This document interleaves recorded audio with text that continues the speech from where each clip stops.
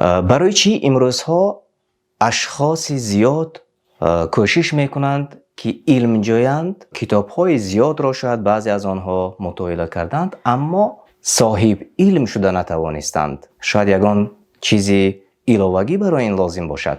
بسم الله الرحمن الرحیم. الحمد لله و الصلاة و السلام علی رسول الله. اما بعد، اول و آخر این خواست الله سبحانه و تعالی و عطای و داد الله سبحانه و تعالی هست، علل خصوص علم که بهترین نعمت ها هست. الله تعالی میگوید یؤتی الحکمت من یشاء و من یؤت الحکمت فقد اوتی خیرا کثیرا.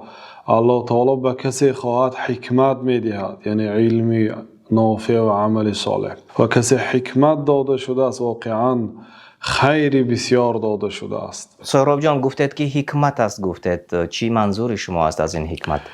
حکمت بعض علما میگویند عمل صالح، علم نافع و عمل صالح، یعنی فقط علم خالی نه. و بعض علما رحمت الله علیه گفتند که الحکمت وضع الشیء فی موضعه، حکمت گذاشتن هر یک چیز در جای خودش. منظور در اینجا علم را در جای خود استفاده بردن. بعضی حدیث های هست که در بعضی جایها مناسب نیست گفتنش، همین را حکمت میگویند.